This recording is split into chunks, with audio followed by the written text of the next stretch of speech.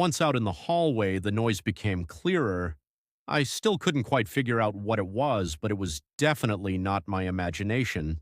Sounded like it was coming from the kitchen, and the only way there was through the living room. Story 1. This happened in the 70s in Australia. I was about 14. Mom and Dad and the other kids had gone somewhere, and I was alone in the house, out in the suburbs surrounded by bushland at night. I was reading books in my bedroom when I noticed a bit of noise. I could only just barely hear it, but there was definitely a noise. Sounded like it was coming from inside the house. But the TV was off and we didn't have a radio. Suddenly everything was scary. A moment ago I was having a good time, now everything felt wrong. I put my book down and crept as silently as I could out into the hallway. Lucky my door was open because the bloody thing creaked. Once out in the hallway, the noise became clearer. I still couldn't quite figure out what it was, but it was definitely not my imagination. Sounded like it was coming from the kitchen, and the only way there was through the living room. So I took a breath and crept round the corner of the hallway and into the living room. I'm on the bunks of my feet and trying to avoid making any noise. Now I'm here, I can see the living room is empty, but the noise is louder still. It's definitely coming from the kitchen, and even worse, I can now tell what the noise is. It's two voices, and they are having a whispered argument. Now I am seriously scared. The only explanation I can think of is robbers. I spent about 5 minutes just standing stock still in the living room before deciding to try and peek around the corner into the kitchen. So as quietly as I can, I creep towards the corner. I'm moving very slowly. I've even got my mouth open in case my breath gives me away. I reach the corner and just stick one eye around, and the kitchen is empty. But I can still hear the voices, and they're louder than ever. I can almost make out what they are arguing about now. Again, I stand there. This time I am telling myself I don't believe in ghosts, and I didn't. And yet how the heck can two invisible men be having an argument in the kitchen? In the end, I start to move again because I know if I don't do this, I won't be sleeping tonight.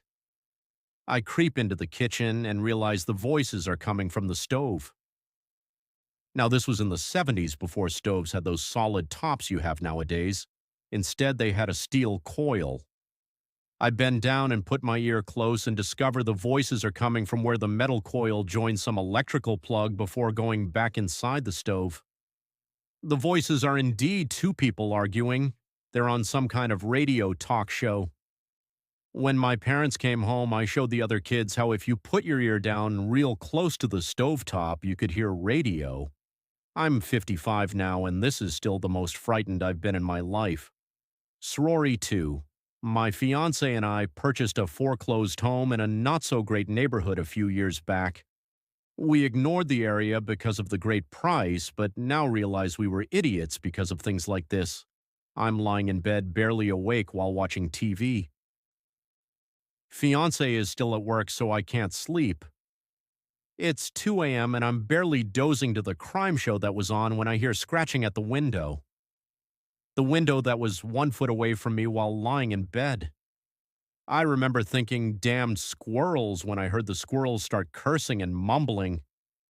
Then the sound of a W driver lifting the window frame starts up. I start screaming bloody Murmur that I have a gun and I'm calling the cops. The scratching noises stopped, and by the time the cops got to my door and searched the yard, there was no one there. Thinking, oh great, they think I'm crazy, I thanked them, and as they're walking back to their cruisers, their radios all started going off at once that there was another break-in reported in my neighborhood. The officers go scrambling off, and I slam the door and lock it, once again, freaking out. I go get back in the bed to wait for fiancé to get home. He calls on his way and wants me to stay on the phone with him until he gets here. I hear loud footsteps on the wooden shed ramp in our backyard and say, "Oh good, you're home," and hang up, walking to the back door. He called me straight back and told me he still wasn't even in the neighborhood, so once again I'm calling 911 and losing my mind. He and the cops got there at the same time and searched the yard again. Apparently, they'd been getting calls all night about some guy trying to break into the same few houses all night with a screwdriver. They'd been one step behind him the whole night and had cruisers everywhere. Oh, and the cursing at the window. One of the officers went to the bedroom window and saw the screen removed. Meth Wiz had disturbed a huge wasp nest when he took the screen off, and my tiny little wasp defenders saved the day. Story 3. Last year, I was renting a house in a small, economically depressed old mining town in Appalachia. I lived alone. On one of the first warm nights of spring, I awoke at around 4 a.m. to the sound of my doorknob turning. I figured someone must have the wrong address, but it kept turning persistently. I didn't have a peephole or window to see who was outside, so I just approached the door from inside and yelled, "Wrong place, buddy." Then the door started shaking violently and a hand began punching it. I tried one last time. "Wrong place, go away, man." Someone on the other side growled at me and started making horrifying noises like a wild animal. I grabbed a kitchen knife and called the police, then waited inside. About 10 minutes later, there was a knock on the door. I opened it cautiously to see an officer who questioned me about the incident. Then he asked me to close it again and remain inside. Again, I couldn't see what was happening out there, so I just turned out the lights and waited quietly with the knife in my hand.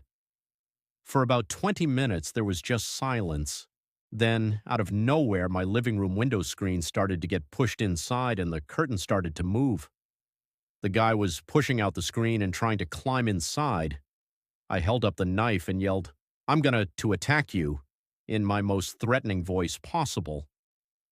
Thankfully, I immediately heard, "Get on the ground, show me those hands." Heard another horrible wail from outside as the guy was presumably tackled and taken to a police car.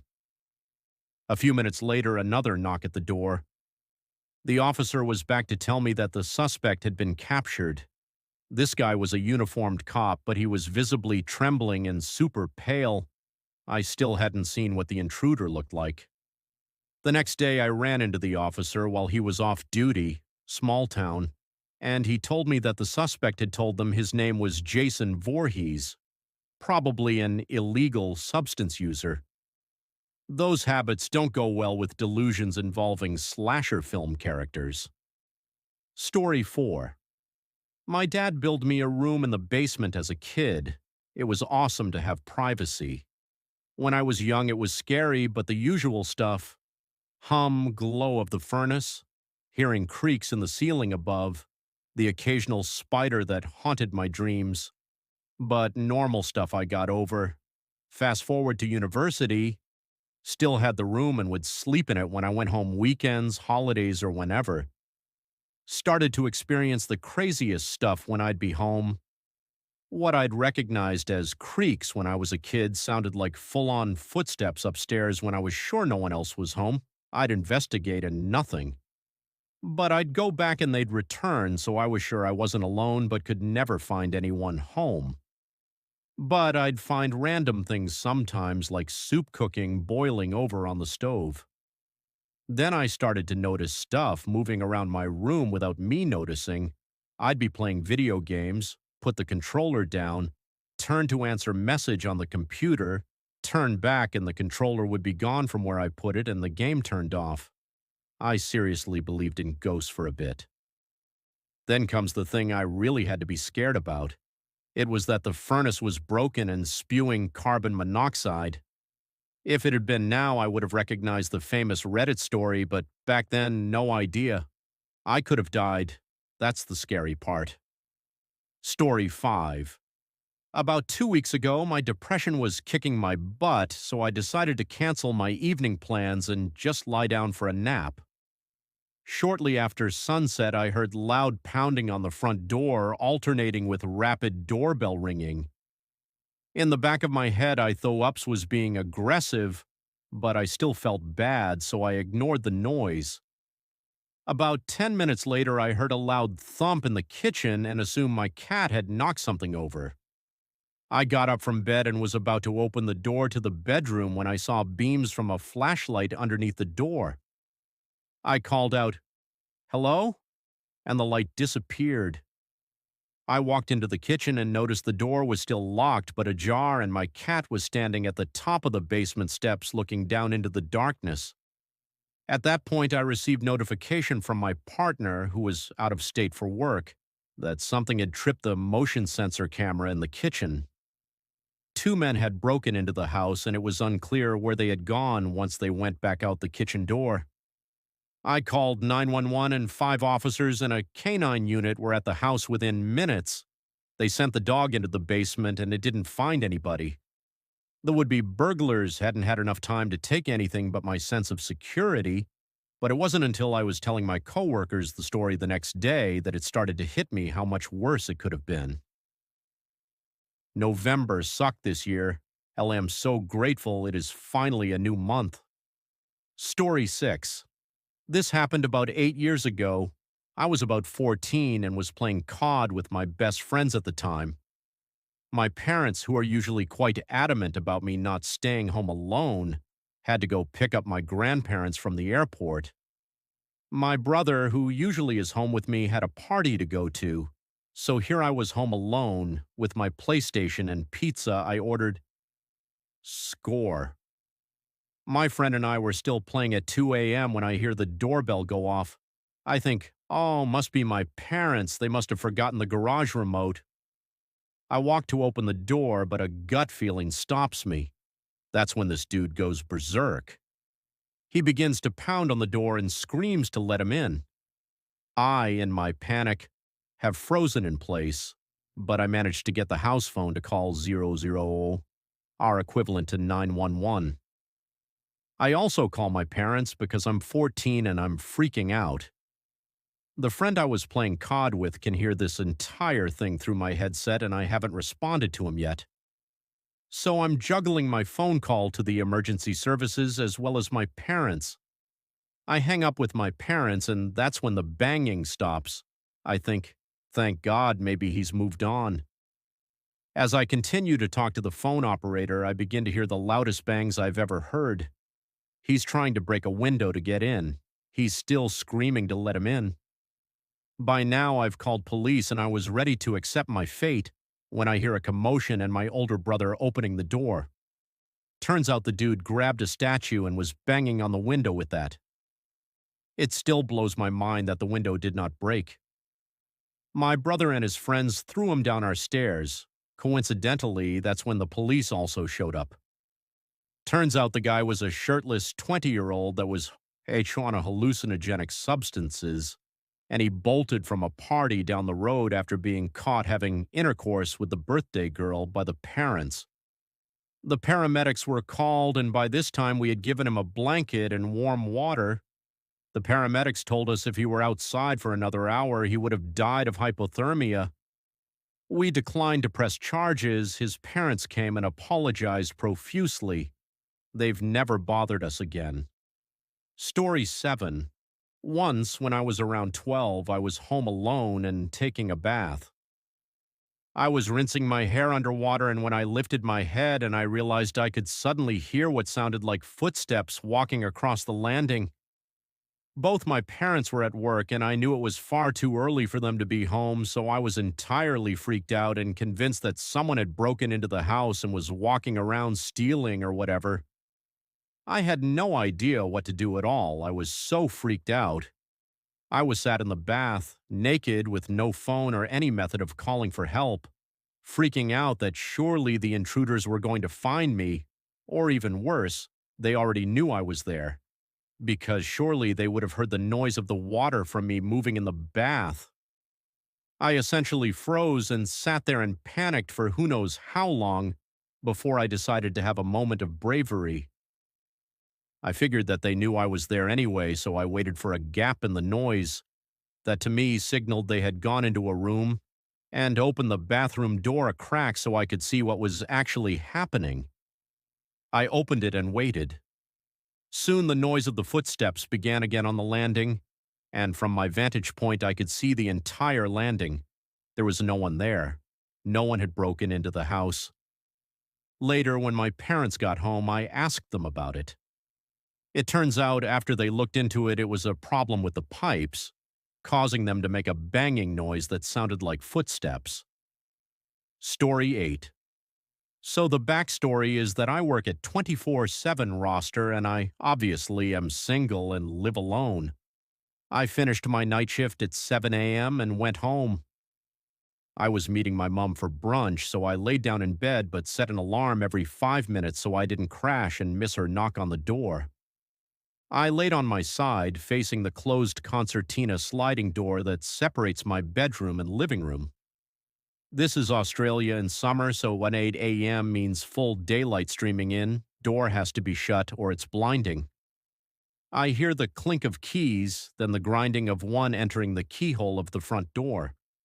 First thought is, but Mum doesn't have a set of keys. Then I realize I can't sit up or move at all. I hear footsteps on the kitchen lino, the key coming out, the door shutting, then footsteps on the carpet and the thud of a handbag being dropped. Then a voice says, "I'm home, hun." Don't know to explain the accent. I call it restrained Aussie. You imagine an Aussie accent as, "Yeah, how's it garn, mate?"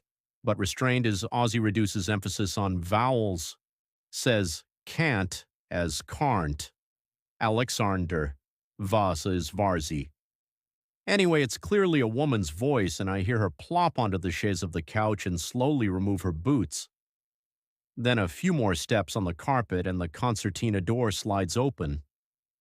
There stands the spitting image of what I perceive to be attractive. A gal, 5'5", 5'6".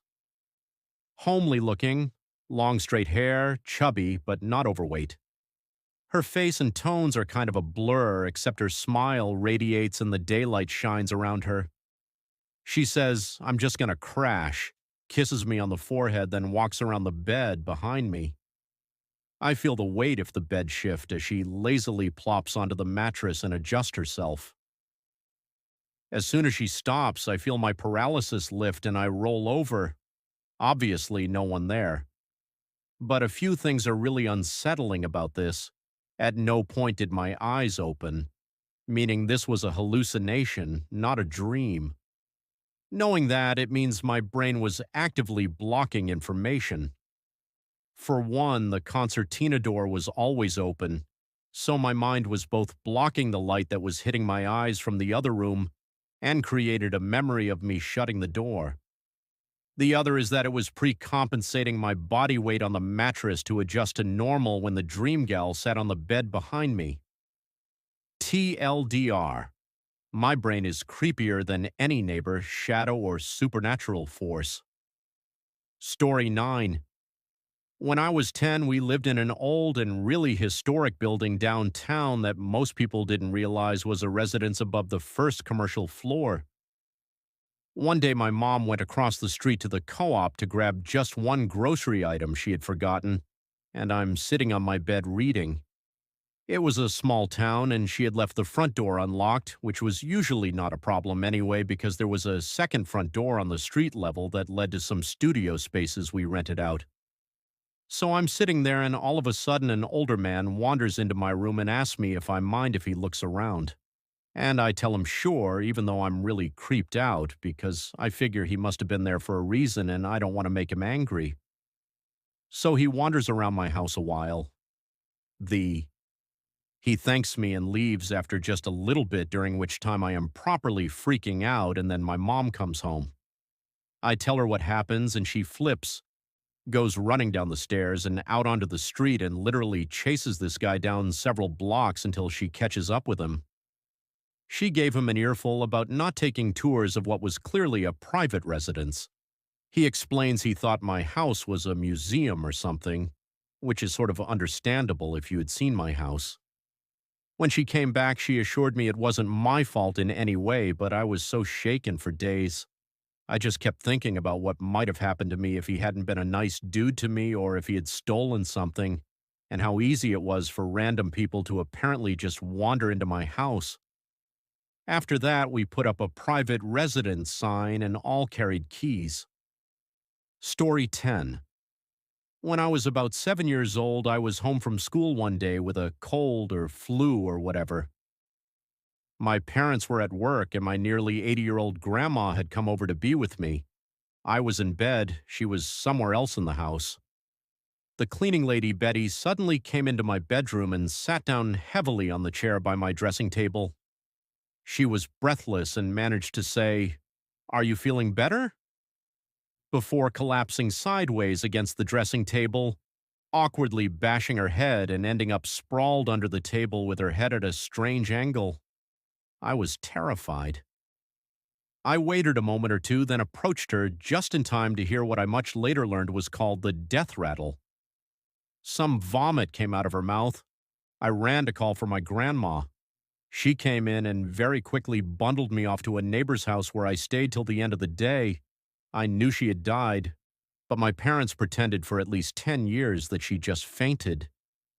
It was pretty harrowing, and I moved out of that room fairly quickly afterwards. My little brother moved into it. He was far too young to grasp what might have gone on. I can still see her falling and remember the noise she made. Horrible memories.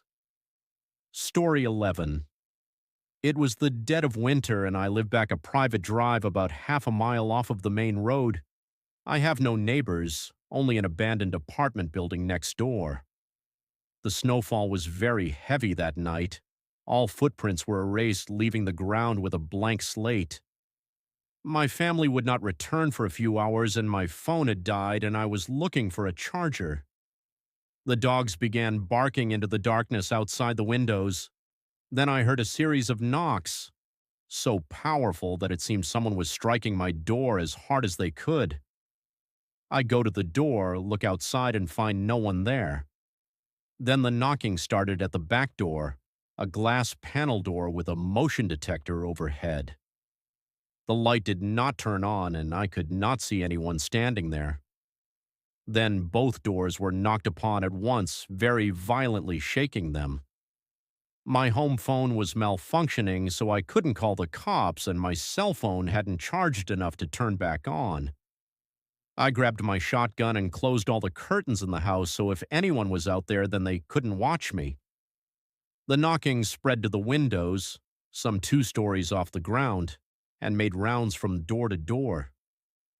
Once my phone turned back on, I called my mom and told her what was going on, and she told me not to call the police unless someone tries to get into the house. She thought it was some kids from our non-existent neighborhood. Eventually, I opened the front door and looked around for whoever was doing this, cautiously, of course, but what I saw chilled my heart.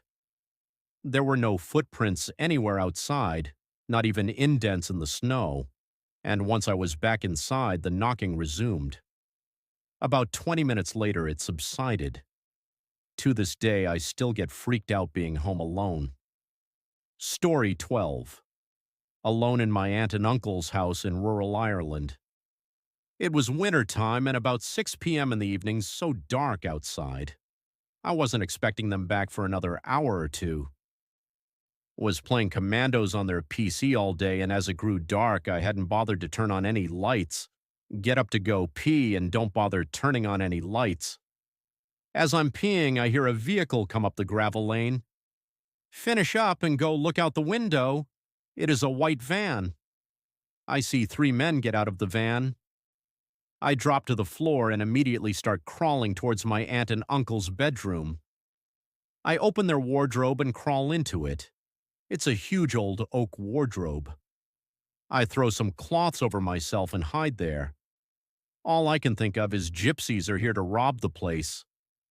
I very softly hear them speaking outside, doing that loudish whisper to each other.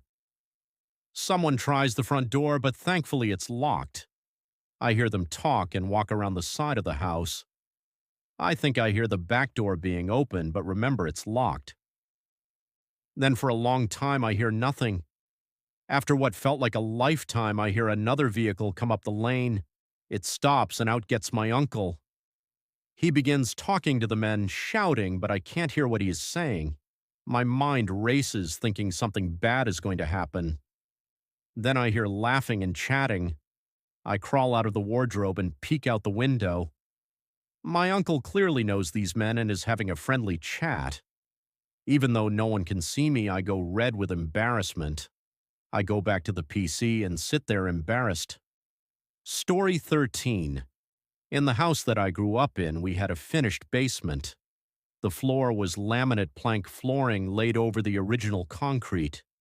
My brother and I would spend hours down there playing PlayStation, and if someone was to drop a PlayStation controller on that hard laminate floor, the sound it would make was very recognizable.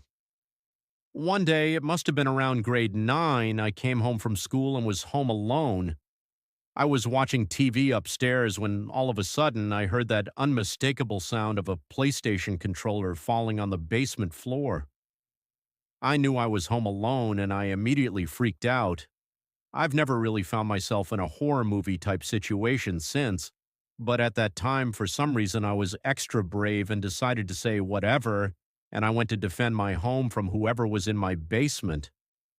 I don't recall grabbing any kind of weapon, but I crept through the kitchen and down the stairs.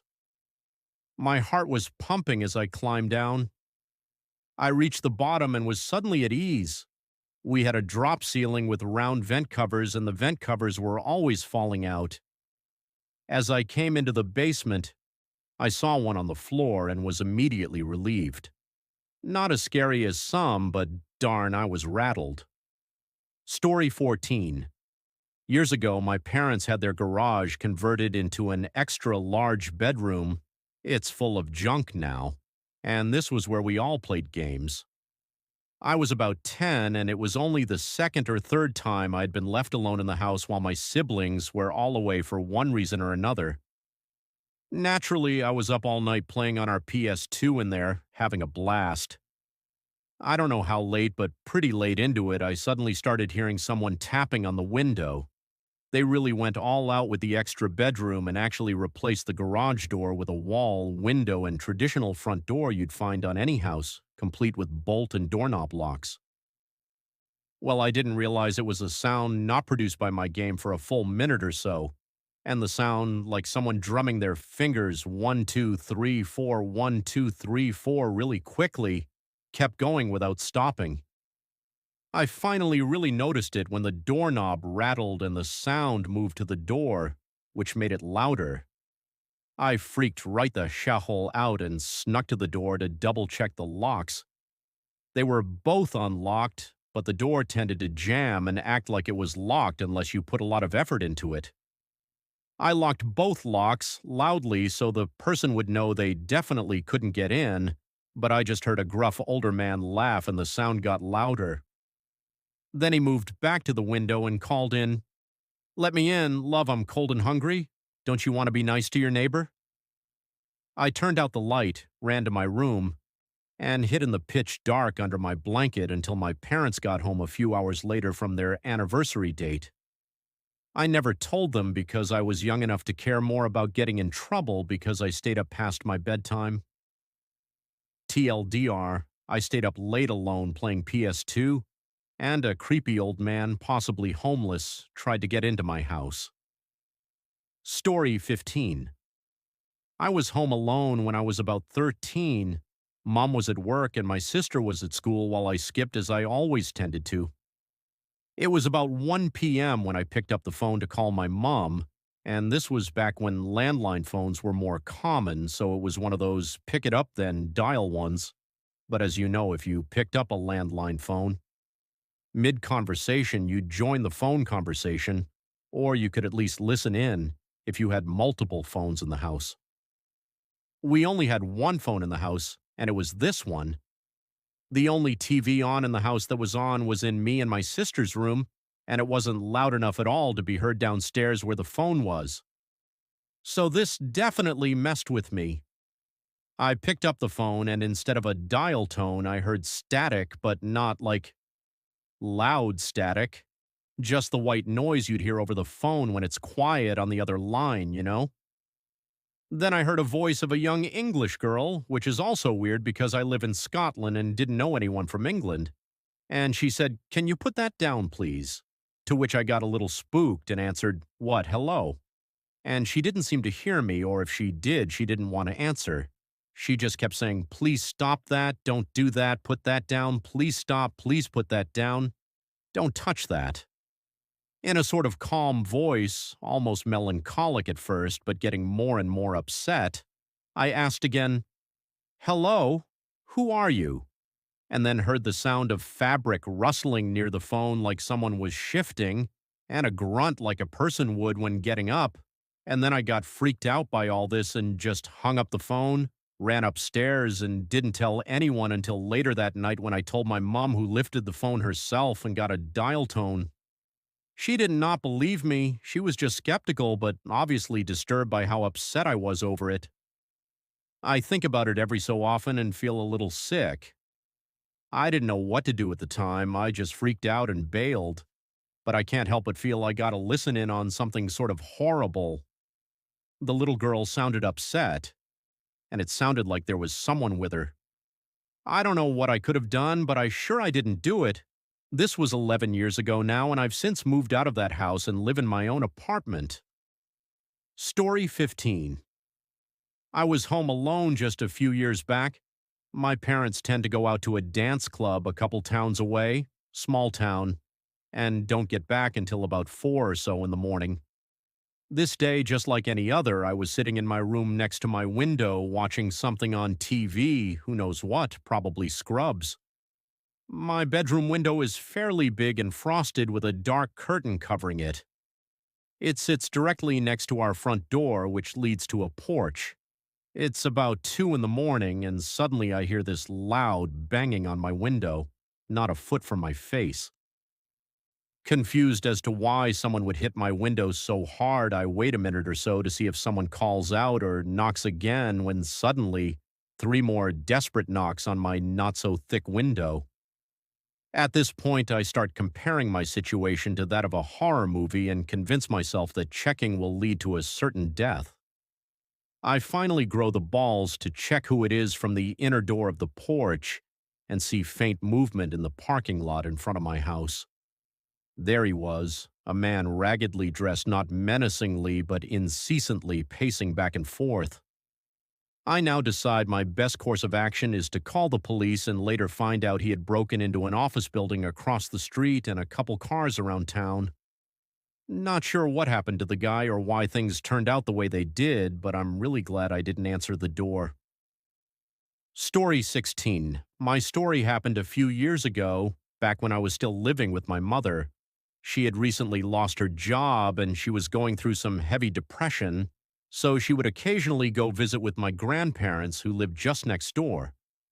One day I'd gotten into the shower and she cracked the door to let me know that she was going over for a bit, and she'd be back a little later. I figured it'd give me a little alone time, some time to play some games and just recharge, since her depression had been starting to affect me too. I get out of the shower and head into my room, which means I would have to pass her doorway. Looking in, everything seemed to be in order, nothing looked strange or out of place. It was a weird habit I've had that I'll look in a room as I pass by. So, as I'm in my room and drying off and dressing, I hear the sound of her sliding closet door move. This door is really heavy and impossible for the wind to move, so I figured my mom might have forgotten something and came back to grab it, and I just didn't hear her. So I go to look into her room and nothing has moved. These doors make a pretty distinct sound, and I'd heard it so many times, I knew what it was immediately. My mom wasn't in her room and she wasn't anywhere in the apartment. I was kind of freaked out, especially since I had a habit of seeing shadows on the wall moving down the hall towards our bedrooms. This apartment has always kind of spooked me a bit, but I love it all the same. Story 17. Something about my house is that everyone in my family always hear different things and have different experiences in my house. We always hear footsteps upstairs when no one is there. The footsteps also always happen on a walkway where you can clearly see if anyone or anything is there. There are also weird things about my room and my sister's room because people can't stand to be in my room because they always get creeped out, and in my sister's room, people always have a feeling of being watched, like something is in my sister's closet. So a few years ago, I was home alone for the day. I decided I wanted to watch TV downstairs since I always got creeped out when I was upstairs by myself. I have two dogs who were both on the couch with me, and we were just minding our own business and relaxing on the couch. Then, out of nowhere, I hear the loudest smack on the kitchen counter right behind the could. It sounded like someone just slapped the counter with their hand, and it was loud enough ego through the house. My dogs both jumped to the couch and went in the corner on the other side of our living room with their tails between their legs, and they just kept shaking. I jumped up and went to my dogs. After a few minutes, I decided to go and check the kitchen, which was visible from the living room. I slowly walked over to the living room and looked for anything that could have fallen or broke. I couldn't find anything at all, and I'm always freaked out to sit on my couch with my back facing the kitchen. I have my more stories of different creepy, unexplainable things that happened to me or my family in my house if anyone is interested. Story 18. I lived in a two-bedroom apartment with my boyfriend Jason and his brother Mark. They both collected a lot of things, but Mark collected weird things. Creepy dolls, disturbing posters, clowns. He was obsessed with things like Krampus and conspiracy theories. There was one rule that I made sure was enforced. We were allowed to veto any items that we didn't want in the common rooms with no complaint from the other parties. One of the items I vetoed was a bear, but not just any bear, it was a wind-up bear that played music. Now y'all are thinking, it's just a bear. It was not just a bear. This thing was one of the creepiest bears I've ever seen in my life, and it played a children's lullaby. So the bear got put on Mark's bookshelf in his room, and then it happened. I was home alone after dark, Mark was visiting his parents, and Jason was at work. I was sitting on the couch when I heard music playing, the creepy bear music. I go into Mark's room, and the bear was lying on the floor playing away. I threw a blanket over it and left the room, closing the door behind me. When Jason got home, I told him what happened, so he went into Mark's room to put the bear back on the shelf. Next night, same thing. Mark came home, and Jason and I started telling him the story. As we were telling him, a boxed collectible fell off the shelf behind us. I freaked the fuck out. Mark started laughing. We lived two buildings down from the train tracks, and when the train went past, it caused the building to shake. This caused stuff to move and fall off of shelves, and when the bear fell off, it shook the mechanism to play music. Story 19.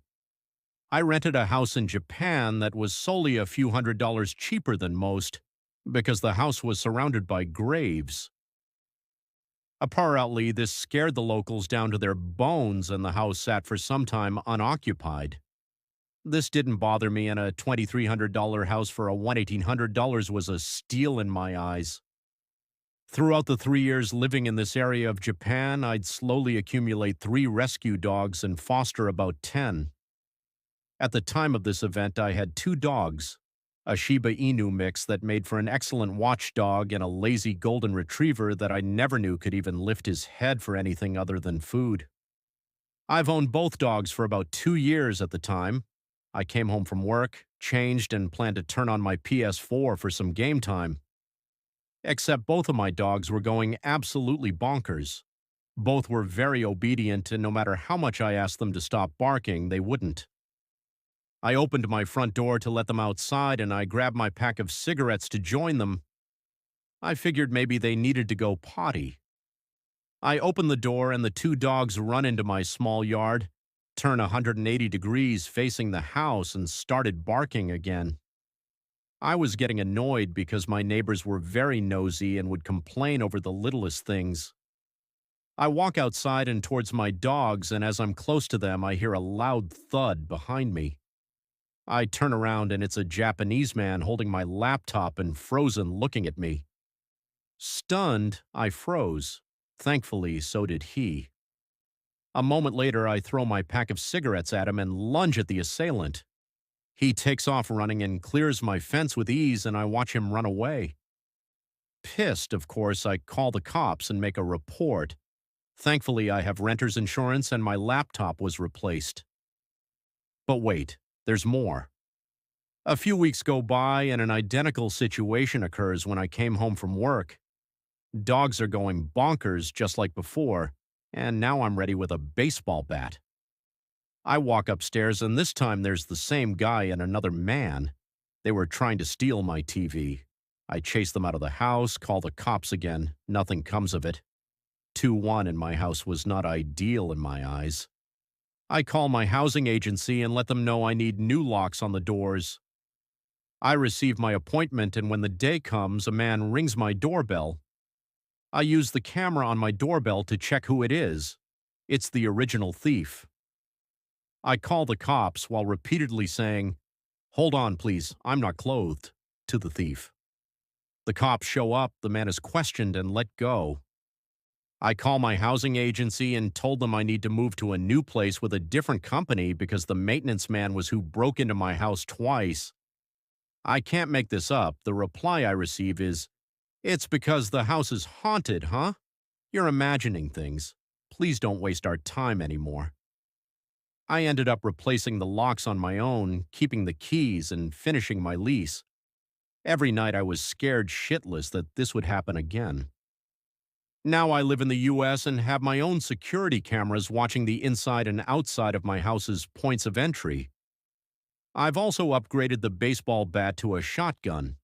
I changed the locks myself and haven't told the agency or given them the spare for my own peace of mind. I haven't had anything to that extent occur since. P.S. I bet you thought this was going to be a ghost story, huh? Story 20. There had been a scratching in my ceiling for a while, and my landlady was dragging her feet over having it looked into. One night at around 2 a.m., the scratching became so bad it woke me up from a dead sleep. I tried to reassure myself that whatever it was couldn't really get through to me, and I would be fine until I could call my landlady the next day and really press the issue. Then some debris fell from my ceiling. Whatever was up there had managed to dig a small hole into my room. I screamed and heard some scurrying away from my approximate location, grabbed any stuff I needed for the next day, got the fuck out of there, shut the door tight behind me, and slept on the couch. I called my landlady first thing in the morning, and she had someone come while I was at work that day to check it out. A mama raccoon had managed to get into the roof above my bedroom and had given birth to a litter of kits. The guy speculated that the kits were getting old enough to start wrestling around, and that was likely what led to the hole in my ceiling. Luckily, it was small, the size of a quarter, so there weren't any angry raccoons hanging out in my room when I got home. They were able to safely trap and release the whole little family, but I started hunting for new apartments ASAP.